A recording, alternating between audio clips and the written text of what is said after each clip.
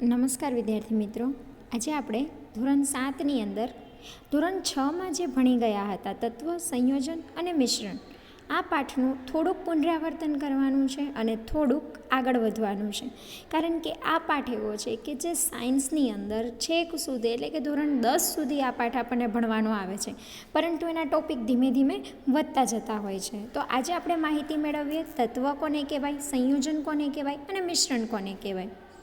છઠ્ઠા ધોરણની અંદર આ ત્રણની વ્યાખ્યા તો મેં તમને સમજાવી જ છે, છતાં એક વખત આપણે પુનરાવર્તન કરીએ.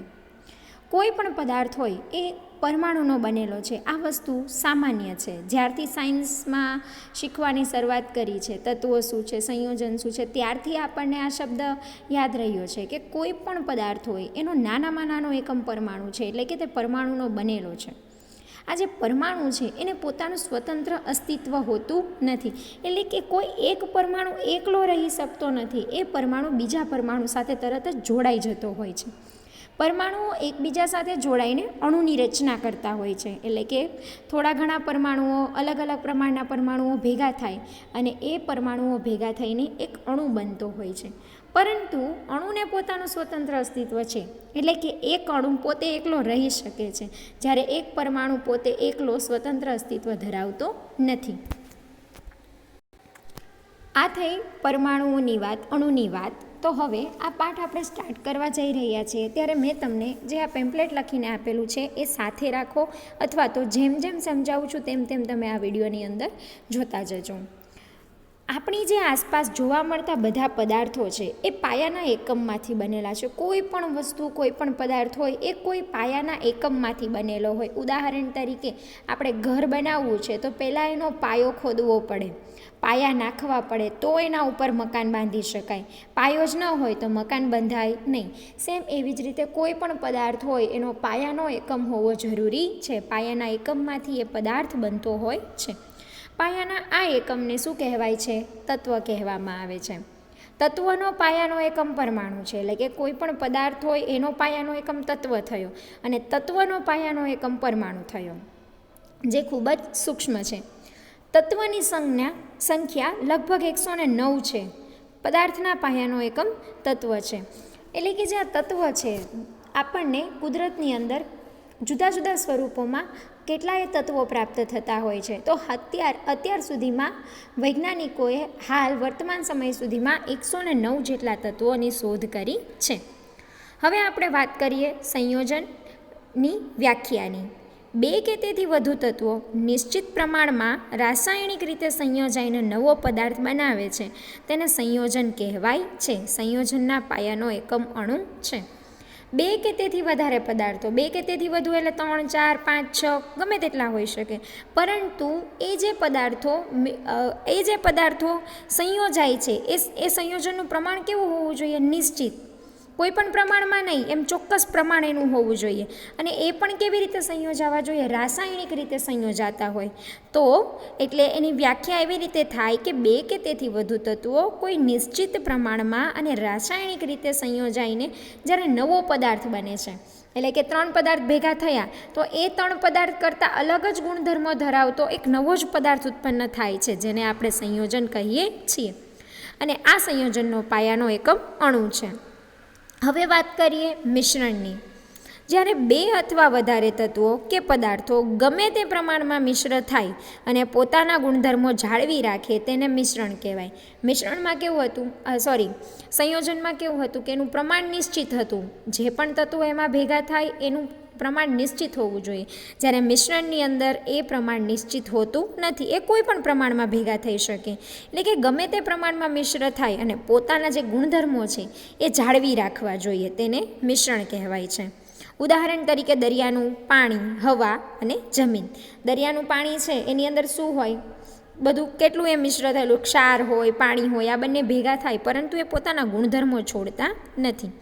અને સંયોજનનું એક ઉદાહરણ જોઈએ તો પાણીની રાસાયણિક સૂત્ર આપણે જોઈ ગયા છે, H2O. હાઇડ્રોજનના 2 અણુ અને ઓક્સિજનના 1 અણુ ભેગા મળીને પાણી બનતું હોય છે. તો એમાં હાઇડ્રોજન અને ઓક્સિજન એ બંને ભેગા થાય છે, પરંતુ એ બંનેનું પ્રમાણ નિશ્ચિત છે H2O, એટલે કે હાઇડ્રોજનના 2 જ અણુ હોવા જોઈએ અને ઓક્સિજનનો 1 જ અણુ હોવા જોઈએ. તો એનો પ્રમાણ નિશ્ચિત થઈ ગયું કે 2:1નું પ્રમાણ રહેવું જોઈએ. અને પ્લસ વાત કરી કે ગુણધર્મોની, તો હાઇડ્રોજન અને ઓક્સિજન આ બંને પોતાના ગુણધર્મો ત્યાં ગુમાવી દે છે અને નવો જ ગુણધર્મો પ્રાપ્ત કરે છે. એનું સામાન્ય ઉદાહરણ આપણને ખબર છે, આ પાણીનું જે હું સમજાવું છું. તો ઓક્સિજન જે છે એ દહનશીલ પદાર્થ છે, એટલે કે આગ લાગી હોય ત્યાં બહાર જો વાતાવરણમાંનો ઓક્સિજન એને મળે તો એ આગ વધારે પડતી લાગે છે. એની જગ્યાએ જ્યારે એ હાઇડ્રોજનના 2 અણુ સાથે સંયોજાઈ જાય છે અને જે પાણીનું અણુ બને છે એ પાણી એ આગ ઓલવવા માટે વપરાય છે, એટલે કે અગ્નિશામક પદાર્થ તરીકે વપરાય છે. તો ઓક્સિજને શું કર્યું, પાણીમાં જ્યારે સંયોજન બનાવ્યું, હાઇડ્રોજન સાથે જ્યારે ઓક્સિજનનો પરમાણુ જોડાયો ત્યારે એના પોતાના ગુણધર્મને એને ગુમાવી દીધો અને એક નવો જ ગુણધર્મ પ્રાપ્ત કર્યો.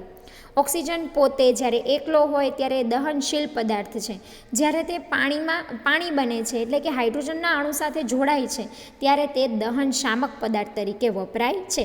એટલે કે સંયોજનનું એક સામાન્ય ઉદાહરણ જોવા જઈએ તો પાણી, તેની અંદર જે પોતાના ગુણધર્મો ગુમાવી દે છે અને નવો ગુણધર્મ પ્રાપ્ત કરે, જ્યારે મિશ્રણની અંદર કોઈ પણ પદાર્થ મિશ્ર થયો હોય એ પોતાના ગુણધર્મો ગુમાવતું નથી, એ પોતાના ગુણધર્મને જાળવી રાખે છે.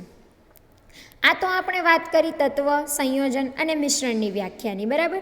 હવે આપણે તત્વ વિશે વિસ્તૃત માહિતી મેળવવાની છે. તત્વને મુખ્યત્વે 2 સ્વરૂપે જોવા મળે છે, એક ધાતુ તત્વ, બીજું અધાતુ તત્વ. હવે ધાતુ તત્વ કોને કહેવાય અને અધાતુ તત્વ કોને કહેવાય? તો આ ધાતુ તત્વ અને અધાતુ તત્વને પોતાના ગુણધર્મોને આધારે અલગ કરી શકાય છે. આપણે ખાસ કરીને સામાન્ય રીતે ધાતુ તત્વનો ઉપયોગ રોજબરોજના અંદર વધારે કરતા હોઈએ છીએ, જેવી રીતે તાંબુ, લોખંડ, એલ્યુમિનિયમ, ચાંદી, સોનું, આ બધા જ ધાતુ તત્વો છે.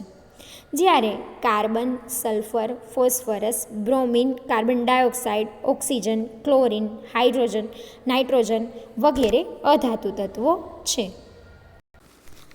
હવે આપણે વાત કરવાની છે એમના ગુણધર્મની, કે ધાતુ તત્વો છે તો એને ઓળખવું કેવી રીતે કે એ ધાતુ છે કે અધાતુ છે. તેને ટીપી અને પાતળી પટ્ટી બનાવી શકાય છે, તેને ટીપી પણ શકાય અને એને ખેંચીને પાતળી પટ્ટી પણ બનાવી શકાય, ખેંચીને પાતળા તાર પણ બનાવી શકાય છે. તે કઠણ પદાર્થ છે.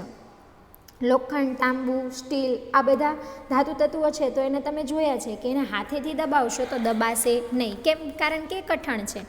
તેને અથડાવવાથી રણકાર ઉત્પન્ન થાય છે. લોખંડના હથોડાને હું જોરમાં પછાડું તો શું થશે? એમાંથી રણકાર ઉત્પન્ન થશે, એટલે કે અવાજ ઉત્પન્ન થશે.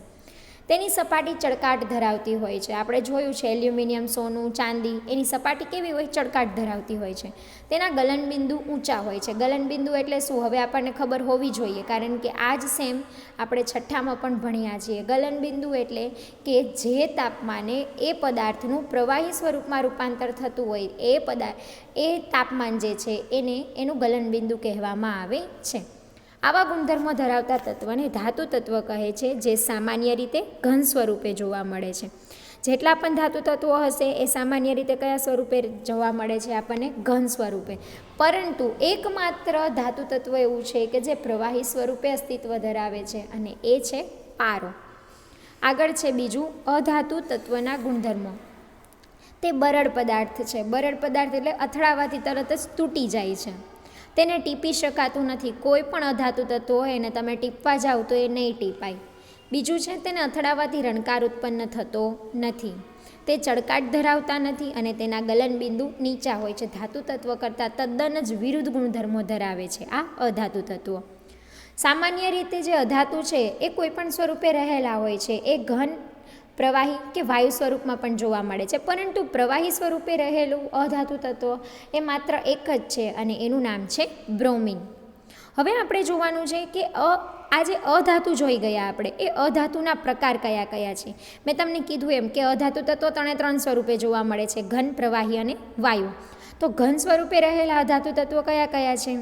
એના ઉદાહરણ આપેલા છે કાર્બન, સલ્ફર અને ફોસ્ફરસ. જ્યારે પ્રવાહી સ્વરૂપે રહેલું અધાતુ તત્વ મેં કીધું એ માત્ર એક જ છે અને એ છે બ્રોમિન. જ્યારે વાયુ સ્વરૂપે રહેલા અધાતુ તત્વો બહુ બધા છે. જેટલા પણ વાતાવરણની અંદર તમને વાયુ જોવા મળે છે એ બધા જ અધાતુ તત્વો છે. Hydrogen, nitrogen, oxygen, chlorine, carbon dioxide વગેરે વાયુ સ્વરૂપે જોવા મળતા અધાતુ તત્વો છે. હવે વાત કરીએ આપણે કે તત્વને મારે દર્શાવવું છે. તત્વને ટૂંકમાં દર્શાવવામાં આવે છે. તત્વને ટૂંકમાં દર્શાવવા માટે કેટલીક બાબતોનું આપણે ધ્યાન રાખવાનું છે. હવે તત્વો તો બહુ બધા છે, બરાબર. કેટલાક તત્વના નામ તો મોટા પણ છે, તો દર વખતે એ તત્વના નામ લખવાની આપણે જરૂર નથી. એ તત્વને સંજ્ઞા દ્વારા દર્શાવવામાં આવે છે. તો તત્વને ટૂંકમાં કેવી રીતે દર્શાવવું? તો તત્વને ટૂંકમાં દર્શાવવા તેના અંગ્રેજી અથવા તો લેટિન નામના આધારે તત્વની સંજ્ઞા આપી શકાય છે. એનું અંગ્રેજી નામ અથવા તો એનું લેટિન નામ, એના આધારે એને સંજ્ઞા આપવામાં આવી છે.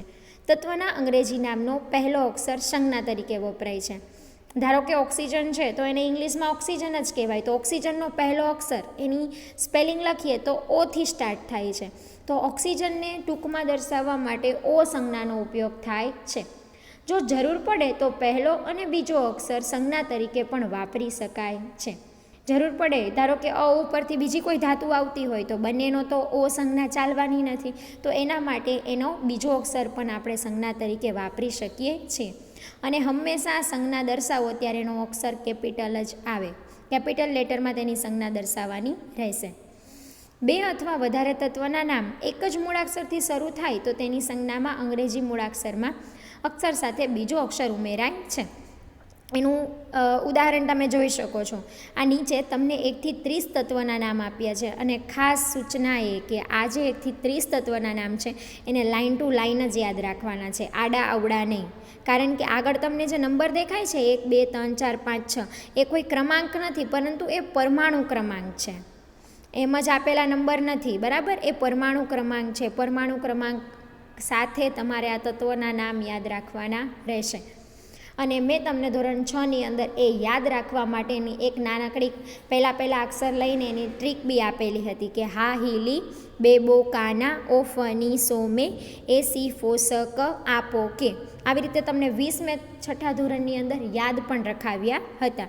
તો એ ભૂલાવા જોઈએ નહીં. અને એ સિવાયના જે આગળના 10 છે એ પણ તમારે યાદ રાખવાના રહેશે.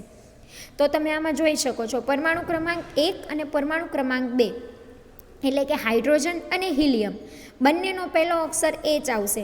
તો બંને માટે એચ સંજ્ઞા તો વાપરી ન શકાય, એટલે પહેલા માટે એચ લીધી, તો હિલિયમ માટે HE લીધી. કેમ? કારણ કે શું કીધું કે એની જો બે નામ એક જ મૂળાક્ષર પરથી શરૂ થતા હોય તો તમે એની સાથે એનો બીજો અક્ષર ઉપયોગમાં લઈ શકો છો, જેમાં પહેલો લેટર કેપિટલ અને બીજો લેટર સ્મોલ આવવો જોઈએ. તો આવી રીતે આપણે નામ અને સંજ્ઞા સાથે આ પાઠની અંદર મોઢે કરવાનું રહેશે.